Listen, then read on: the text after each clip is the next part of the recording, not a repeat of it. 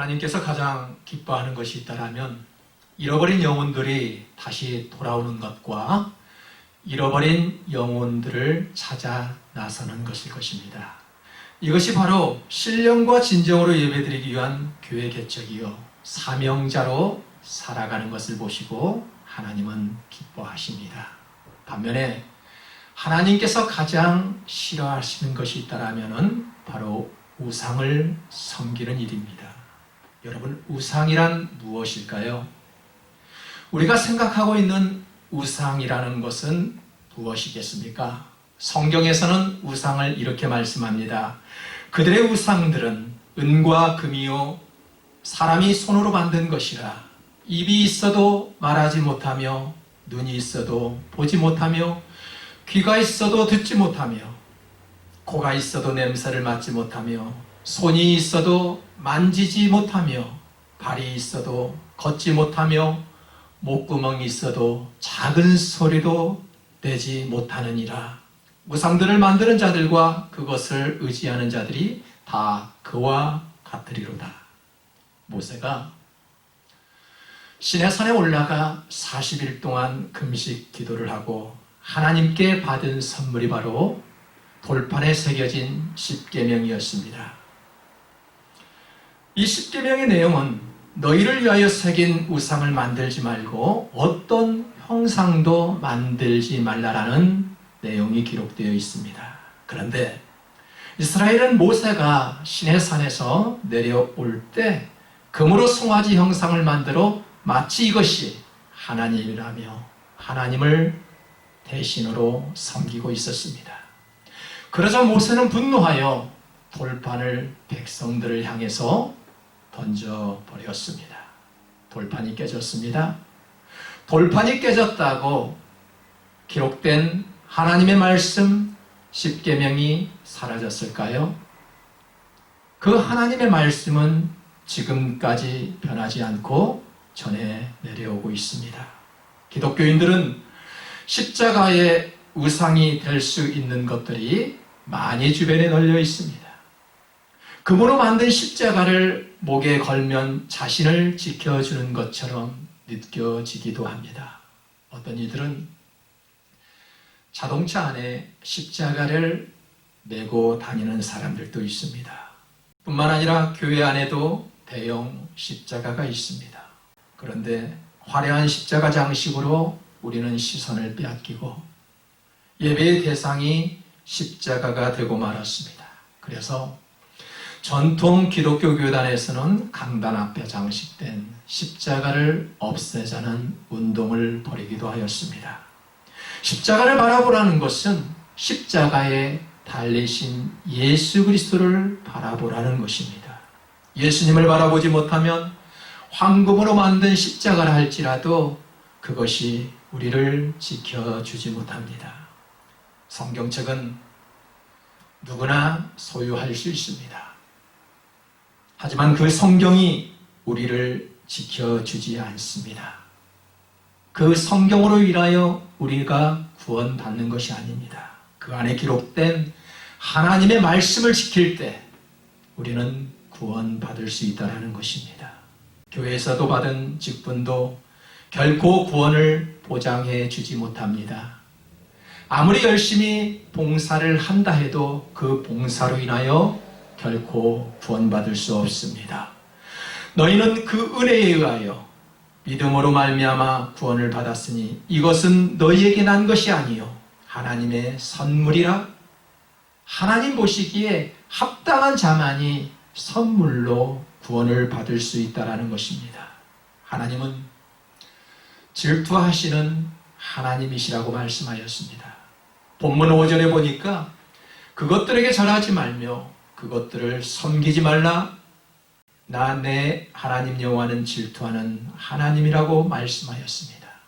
성경에서 가장 어리석은 사람들을 어떤 사람이라고 말씀합니까? 가장 어리석은 사람은 하나님이 이 세상에 없다라고 말하는 사람입니다. 금송아지 형상을 만들어 절하고 섬기는 어리석은 백성들을 보고 안타까워하시는 하나님의 심정을 질투하시는 하나님이라고 표현하였습니다. 질투는 좋은 단어가 아닙니다. 하지만 인간이 하는 질투는 미움으로 번지지만 하나님의 질투는 그런 뜻이 아닙니다. 우상에게 절하여 하나님을 떠날 때 나타날 엄청난 재앙이 닥칠 염려로 인하여 하나님 안에 머물기를 열망하는 마음의 표현을 질투하시는 하나님이라고 말씀하신 것입니다. 예수 안에 산다는 사람들에게도 우상이 있을 수 있습니다. 대표적인 사람이 바로 재물이 많은 부자 청년이었습니다. 그는 십계명을 잘 지키는 사람으로 생각하였습니다. 그러나 예수님은 한 가지 부족한 것이 있다고 지적하였습니다. 내게 있는 것을 가난한 자에게 주면 하늘에 보화가 있으리라고 하였습니다.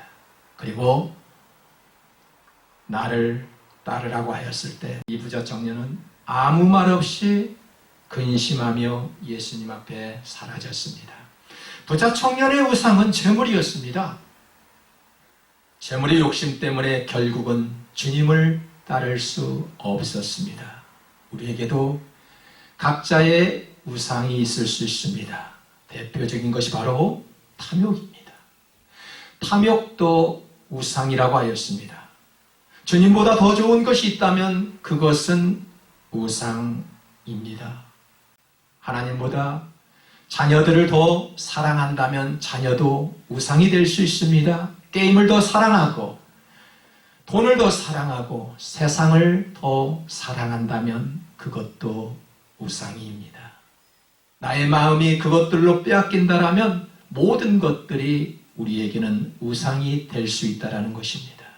현대인들은 일 중독 때문에 주일 성수를 못하는 신앙인들이 얼마나 많은지 모릅니다. 일하지 않으면 불안하고 며칠 생각하면 주일에도 일해야 합니다. 너무 바빠서 우리는 예배도 잊을 때가 있습니다. 욕심이 화하면 화를 부르게 됩니다. 가룟 유다가 그랬습니다. 가룟 유다가 예수님을 왜 팔았을까요? 그들이 기뻐하여 돈을 주기로 언약하는지라 유다가 허락하고 예수를 무리가 없을 때 넘겨줄 기회를 찾더라. 돈이면 다 된다는 사람들이 있습니다. 돈으로 세상을 기쁘게 사는 것이 아니라 기쁨이 있어야 세상을 즐겁게 사는 것입니다. 돈으로 기쁨은 살 수 없는 것입니다. 가룟 유다가 돈을 좋아했던 배경이 무엇이었을까요? 유다에게 사탄이 들어가니 이에 유다가 대제사장들과 경비대장들에게 가서 예수를 넘겨줄 방도를 의논하였대요. 어떻게 하면 그 돈을 차지할까? 사람들과 함께 예수를 팔려는 생각을 의논하였다라는 것입니다. 가룟 유다는 처음부터 나쁜 사람이 아니었습니다. 제자들 중에서도 가장 똑똑하고 머리가 좋았던 그런 사람을 신임하여 재정을 맡겼던 그런 사람이었습니다. 그런데 그의 마음속에 사탄이 들어가니 가장 나쁜 사람들 중에 하나로 치부되고 있습니다. 탐욕은 사탄이 주는 속임수입니다. 그래서 야고보는 욕심이 잉태한 즉 죄를 낳고 죄가 장성한 즉 사망에 이른다라고 말씀하였습니다. 지금 세상은 죄로 물들어가고 있습니다. 아차하는 순간 그리스도인들도 세상을 쉽게 본받을 수 있는 환경에 노출되며 살아가고 있습니다. 그래서 너희는 이 세대를 본받지 말고 오직 마음을 새롭게 함으로 변화를 받아 하나님의 선하시고 기뻐하시고 온전하신 뜻이 무엇인지 분별하도록 하라 하고 말씀합니다. 성도 여러분, 무엇이 참된 삶인지 모르고 무엇이 진정한 성공인지를 분별할 수 없는 사람들이 많습니다. 죽음의 문턱을 경험해 본 사람들은 알 것입니다. 죽도록 아파본 사람들이라면 알 것입니다. 성경을 이해하면 무엇이 진정한 삶인지를 알게 될 것입니다. 솔로몬은 성공한 사람이었습니다. 그가 말했지요. 먹고 즐기는 일을 누가 나보다 더 해보았으랴. 많은 것들을 다 누려보았던 솔로몬이 인생 결말에서는 모든 것이 헛되도다 라고 말씀하였습니다. 전도서에서 마지막으로 하신 말씀이 무엇일까요? 하나님은 모든 행위와 모든 은밀한 일을 선악간에 심판하신다라고 말씀하였습니다. 인생의 결말은 반드시 하나님의 심판이 있다라는 것입니다. 성공은 결코 나쁜 것이 아닙니다. 누구에게나 성공하고 싶은 마음이 우리 안에 있다는 것입니다. 성공은 우리가 바라는 염원이기도 합니다. 그러나 성경은 우리가 바라는 그런 성공에 대한 얘기가 기록되어 있지 않습니다. 그렇다면 인생은 성공하는 것이 아니라 행복하게 잘 살아야 합니다. 요셉은 하나님과 함께하였더니 형통한 사람이라고 기록되고 있습니다. 형통한 사람이었다고 말한 것은 총리가 되었을 때 그가 형통했다라고 말씀한 것이 아닙니다. 인생의 성공의 시점에 있을 때 그는 역시 형통한 사람이야 라고 말하지 않았습니다. 이미 노예로 팔려갔던 그 순간부터 그는 형통한 사람이라 그렇게 말씀하였습니다. 억울한 누명을 쓰고 감옥에 있을 때에도 그는 형통한 사람이라고 말씀하고 있습니다. 왜 요셉은 그런 어려운 상황 속에서도 하나님께서 그를 보고 형통한 사람이라고 말씀하셨을까요?